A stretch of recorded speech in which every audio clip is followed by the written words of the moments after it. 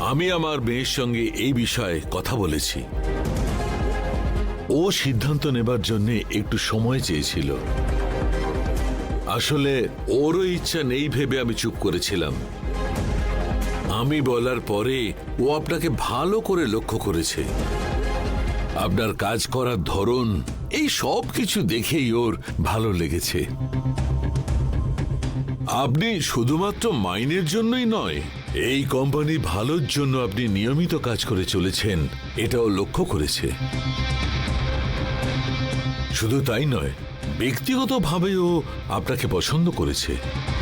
আপনার অন্যদেরকে সম্মান দেওয়াই হোক বা সবাইকে নিয়ে কাজ করা হোক, যে কোনো পরিস্থিতিতে কারোর উপর রাগ না করে ধৈর্য ধরে ঠান্ডা মাথায় আপনার এত সুন্দর কাজ করার ধরন দেখে ও আপনাকে পছন্দ করেছে।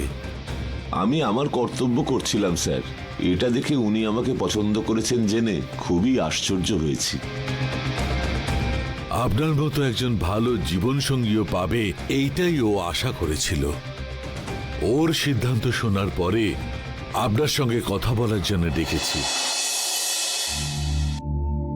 আর একটা বিষয়, আপনি নিজের কর্তব্য পালন করে চলেছেন। আপনি নিঃসন্দেহে খুব ভালো মানুষ।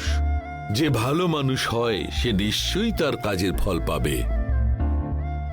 আপনি কাউকে খুশি করার জন্য কাজ করেননি, বরং কোম্পানির ভালোর জন্য আপনি কাজ করেছেন। সেই জন্য আমার আর আমার মেয়ের আপনাকে ভালো লেগেছে। আপনার ভরসাতেই আমি এত বড় দায়িত্ব আপনাকে দিচ্ছি।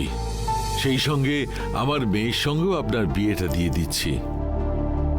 বেশি আড়ম্বর দরকার নেই স্যার, ছোট করে করলেই হলো। আমিও সেটাই চাই। আজকেই পুরোহিতকে ডেকে ভালো একটা লগ্ন দেখে নিয়ে তোমাদের বিয়ের ব্যবস্থাটা করে ফেলবো। ঠিক আছে স্যার। আজকে থেকে কিন্তু আমি তোমার স্যার নই, শ্বশুর মশাই। মনে থাকবে তো? এবার থেকে তাই বলবো। আমি এবার আসছি।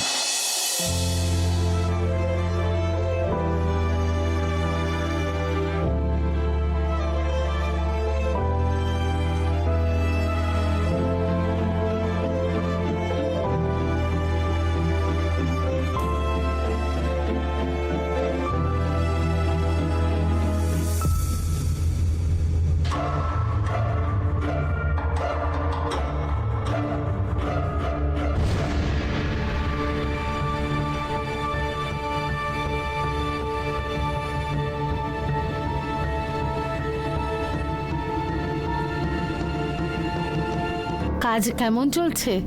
আমাদেরকে ওখানে কবে নিয়ে